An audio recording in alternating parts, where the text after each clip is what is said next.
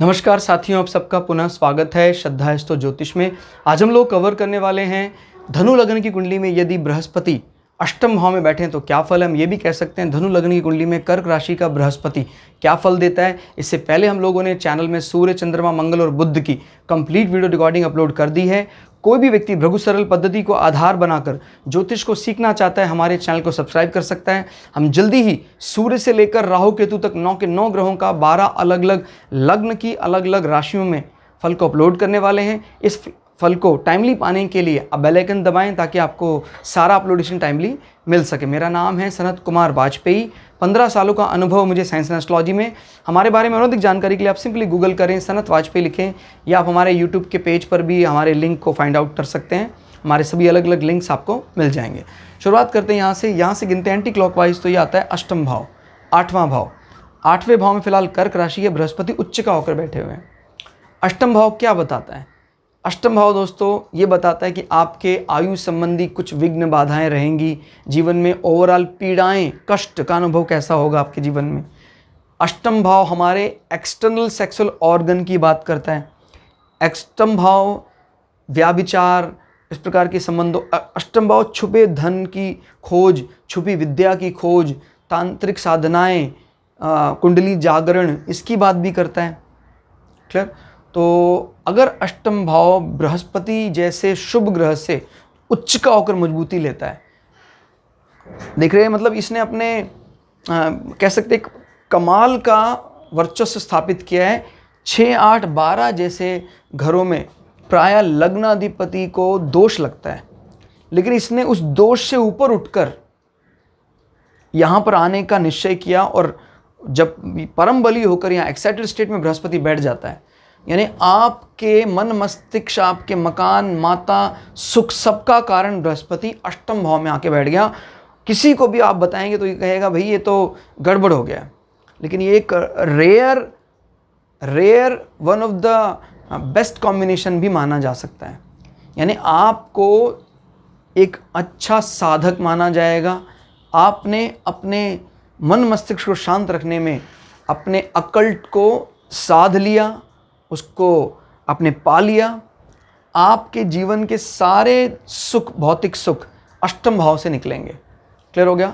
और अष्टम भाव हालांकि ससुराल भी बताता है, तो आप का ससुराल भी आपको बहुत ज़्यादा सपोर्ट करने वाला होगा। यहाँ से दृष्टि हालांकि नीच की है, लेकिन अगर नीच भंग हो जाता है तो फिर ये बृहस्पति आपके एसेट्स में बढ़ोतरी कराने वाला होगा। अदरवाइज अगर नीच नहीं टूटता है, नीच भंग, तो बृहस्पति आपके एसेट्स में घटोतरी करने वाला होगा। क्लियर? लेकिन यहाँ पर बैठकर बृहस्पति ने सच में आयु को बलि कर दिया। यहाँ बैठकर आप कहीं ना कहीं गुप्त विद्याओं में पारंगत हो जाएंगे। क्लियर होगा? यानी इस पार्ट को टच करना सबके बस की बात नहीं है। 8th हाउस से रिलेटेड अकल्ट आप साधें और उसको आप साधक की दृष्टि से देखें तो बहुत अच्छा है कि भाई आपने इसको पूरा साध लिया उच्च का होकर। जो जितनी डिग्री बोला है इसको, जैसे 3 से 4 डिग्री का होकर बृहस्पति अगर यहाँ बैठ जाता है तो ये बहुत बली हो जाएगा फिर। क्लियर? आपको जीवन के सारे जो आपके सपने हैं, ख्वाब है, वो यहीं से पूरे हो जाएंगे। क्लियर? और ऐसे व्यक्ति कहीं ना कहीं कुछ इस प्रकार का गुप्त प्रयोग, कुछ ऐसी चीज़ें, छुपी चीज़ें ढूंढते हैं, क्योंकि ये कर्क संबंधी है। तो कहीं ना कहीं वाटर, ये लोग ज़्यादा रहना। देखिए ये भी मोक्षा, ये भी तीनों मोक्षा उसमें वाटर साइंस है। तो ये लोग जहाँ भी गुरुओं के साथ रहेंगे, कहीं पानी, नदी के तट के किनारे, ऐसी जगह पर उनके गुरुओं का वास रहता है प्रायः। और ये लोग वहीं तटों पर ही रहकर अपनी साधना को पूरा करते हैं। ये साफ साफ दिखाई देता है। फिर हम ये बात तक यहाँ से कितना 1, 2, 3, 4, 5, जब कभी भी हम माता के फैन फॉलोइंग, माता का विवेक शक्ति, माता की शिक्षा की बात करते हैं, वो यहाँ से दिखाया जाता है। आपके माता ही आपको उस प्रकार के इंटरेस्ट जगाने में मुख्य भूमिका निभा सकते हैं, क्योंकि माता का पंचम, अपने से पंचम होकर बृहस्पति का उच्च का बैठना बताता है कि आपकी माता की शिक्षा भी बड़े उच्च स्तर की है, धर्म की शिक्षा। क्लियर हो गया? और आपके जो वाहन या मकान के यश को देखना हो, या कह सकते हैं वाहन मकान के फैन फॉलोइंग, उसकी वेल नोन को देखना हो, तो हम यहाँ से देखते हैं। पंचम भाव क्या बताता है? Fan following. तो इसका फैन फॉलोइंग कहाँ से देखा जाए तो आपके मकान वाहन को, ऐसा नहीं कि खाली आपके उस साधना को ही लोग एडमायर करेंगे, आपके वाहन सुख और आपके मकान सुख को भी लोग बहुत एडमायर करेंगे। आपकी एजुकेशन इंटरेस्ट बहुत अच्छी होगी। क्लियर। और बृहस्पति की नज़र की बात कर लेते हैं। 1 2 3 4 5 बृहस्पति फाइनल मोक्षा हाउस में भी नज़र बनाए हुए हैं वृश्चिक राशि में। तो ये बात बताता है कि बृहस्पति आपको जीवन के अंतिम क्षणों में बड़ा ज़्यादा शांत रखेंगे। कोई जीवन में कोई ऐसा भावना नहीं रहेंगी आपके जीवन में क्योंकि साकार नहीं हो पाई। बड़ा शांत होकर प्राण त्यागता है ऐसा व्यक्ति। और यानी प्राण त्यागना उनके लिए सच में दुखमयी नहीं होता है। ठीक है। और कोई भी ऐसा दोष है 12वें भाव का वो भी दूर हो जाएगा बृहस्पति की इतनी मजबूत स्थिति में जो नज़र पड़ रही है। आलस्य, प्रमाद, कुछ ऐसी कारावास की यात्राएं लिखी हैं, अगर मंगल खराब है तभी भी नहीं कुछ ऐसा होगा। क्लियर। और बृहस्पति की शुभ दृष्टि बताती है कि आप व्यय तो करेंगे लेकिन वो व्यय आपको सुखद परिणाम दिलाने वाला होगा। और ये डायरेक्टली इनडायरेक्टली आपके मन, मस्तिष्क और आपके मकान सुख से संबंधित होगा ये व्यय। ठीक है। 5 6 7 बृहस्पति की ये नज़र थोड़ी ख़राब है। बृहस्पति आपके एसेट्स को कमज़ोर करने का काम करेंगे।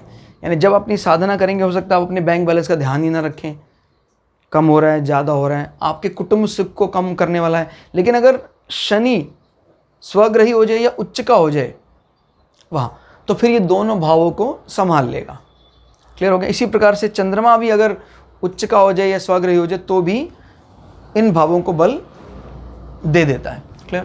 तो 7 8 9 बृहस्पति अब चतुर्थ भाव में अपने खुद के घर में नज़र बनाए हुए हैं। तो यहाँ बैठकर मैंने बताया ना, आपके भवन को बनाने का कार्य करेंगे। ऐसे व्यक्ति अपने गुरु के आशीर्वाद से या गुरु के नज़दीकी अपने मकान बनाने पर विचार करते हैं। और साधना कक्ष ऐसे लोगों के घर में ज़रूर होता है। ये लोग जो घर बनाते हैं वो ऐसा होता है कि जो सामान्य ट्रेंड में घर चल रहे हैं उससे एकदम अलग होता है।